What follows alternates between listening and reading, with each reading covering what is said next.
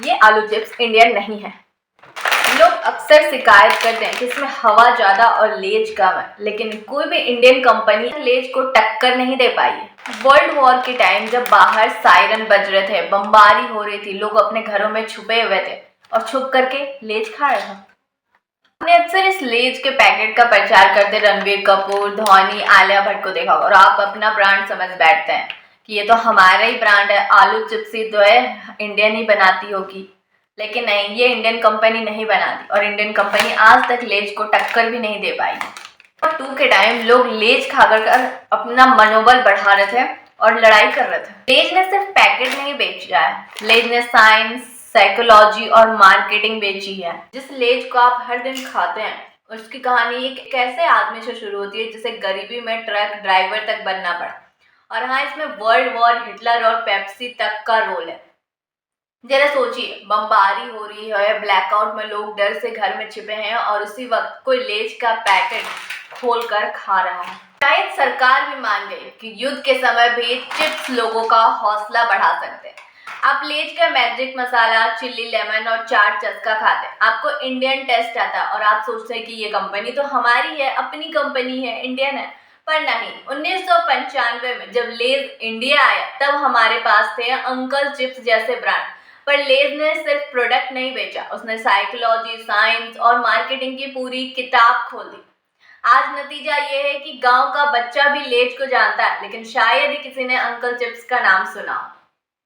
ये company Indian नहीं बल्कि एक अमेरिकी ब्रांड है, जिसकी शुरुआत एक ऐसे भयंकर हार से हुई थी जब दुनिया वर्ल्ड वॉर 2 में फंसी हुई थी। ये सिर्फ एक चिप्स की कहानी नहीं, ये कहानी है एक ऐसे सेल्समैन की जिसे एक गलती की वजह से जॉब से निकाल दिया गया, फिर गरीबी में ट्रक ड्राइवर बनने निकला और अंत में दुनिया की सबसे बड़ी चिप्स एम्पायर का किंग बन गया।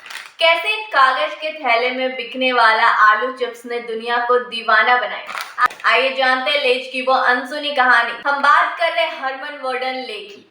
हरमन वर्डन ले का जन्म साल 1909 में अमेरिका के नॉर्थ कैरोलिना में हुआ था। हरमन को बचपन से ही बिजनेस करने और ढेर सारे पैसे कमाने का जुनून सवार था। उन्होंने 11 साल की उम्र में अपने घर के यार्ड में एक स्टॉल लगाया और 5 सेंट्स में पेप्सी बेचना शुरू कर दिया। हरमन को इस बिज़नेस में काफ़ी सक्सेस मिली और उन्होंने इसमें अपने दोस्तों को भी शामिल कर लिया। उन्होंने अपने स्टॉल की रिस्पॉन्सिबिलिटी अपने दोस्तों पर डालकर न्यूज़पेपर डिस्ट्रीब्यूशन का काम शुरू कर दिया और इतनी छोटी सी उम्र में उन्होंने अपने लिए अर्निंग के 2 सोर्सेज तैयार किए थे। अब हरमन के अंदर सेल्स के प्रति ज़बरदस्त इंटरेस्ट जाग चुका था और उन्होंने सेम फील्ड में अपना करियर बनाने के लिए सिर्फ 2 साल के बाद कॉलेज से ड्रॉप आउट भी ले लिया।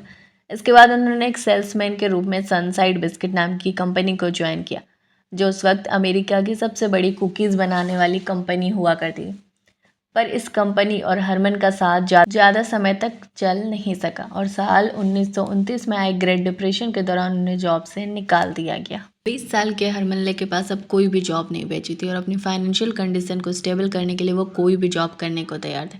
हरमन 200 से भी ज़्यादा कंपनीज में अप्लाई करते हैं पर उन्हें कोई भी जॉब नहीं मिलती। बहुत ही हाथ पाँव मारने के बाद हरमन को बैरेट फूड नाम की एक कंपनी से जॉब ऑफर आता है और वह एक ट्रक ड्राइवर की वैकेंसी थी। ये काम हरमन के स्किल्स के बिल्कुल अपोजिट था, पर वो कहते हैं रास्ता चाहे कितना भी कठिन हो, किस्मत आपको आपकी असली मंजिल तक पहुंचा ही देती है। जब हरमन ले ट्रक ड्राइवर की जॉब को लेने पहुंचे तो पता चलता है कि ये जॉब तो पहले से किसी को दी जा चुकी है। लेकिन जब बैरेट फूड के ऑनर हरमन को निराश होकर लौटता देखे तो वो उन्हें सेल्समैन की जॉब ऑफर कर देते हैं। हरमन इस ऑफर को खुशी खुशी एक्सेप्ट करते और अगले ही दिन से काम पर जुड़ जाते हैं। उस वक्त अमेरिका में पोटैटो चिप्स कुछ खास फेमस नहीं हुआ करती थी, पर हरमन ने अपनी ज़बरदस्त मेहनत और लगन के चलते इसे शहर के कोने कोने में पॉपुलर कर दिया। हरमन ने दिन रात लगाकर इस पोटैटो चिप्स को सेल किया और बैरेट फूड के सबसे अच्छे सेल्समैन बन गए। करीब 2 साल तक सेल्समैन का काम करने के बाद हरमन ने बैरेट फूड के अंदर ही एक डिस्ट्रीब्यूशन कंपनी बनाई थी जिसका नाम था हरमन वर्डन ले डिस्ट्रीब्यूशन। असली टर्निंग पॉइंट साल 1938 में बैरेट फूड के मालिक की मौत हो गई। उनकी फैमिली ने हरमन को पूरी कंपनी $60,000 में ऑफर कर दी। ये उनके जीवन का सबसे बड़ा जुआ था। हरमन ने $30,000 का बैंक से लोन लिया और बाकी के 30,000 के बदले कंपनी के शेयर्स दे दिए। इसी तरह साल 1944 में HW ले एंड कंपनी यानी लेज का जन्म हुआ। हरमन जानते थे कि अब पैकेजिंग की समस्या हल करनी है। उन्होंने एक ऐसा जादुई पेपर खोजा जिसका नाम था ग्लाइसिन। ये वाटरप्रूफ और ऑयल प्रूफ था। इसे एक बदलाव ने चिप्स की सेल्फ लाइफ बढ़ा दी और लेज को पूरे 10 राज्यों में पहुंचा दिया। पैकेजिंग में हुआ ये बदलाव चिप्स इंडस्ट्री का सबसे बड़ा रिवॉल्यूशन था। लेज ने रफ्तार पकड़ी ही थी कि दुनिया में जापान ने पर्ल हार्बर कर हमला कर दिया। वर्ल्ड वॉर 2 छिड़ गया। अमेरिकी सरकार ने 300 से ज्यादा गैर जरूरी चीजों पर प्रतिबंध लगा दिया। आलू चिप्स भी इसी लिस्ट में थी। हरमन का पूरा कारोबार एक झटके में डूबने वाला था, लेकिन हरमन ने जिद ठान ली थी। उन्होंने सरकार को समझाया, वॉर के समय सबसे ज्यादा जरूरी क्या है? मनोबल।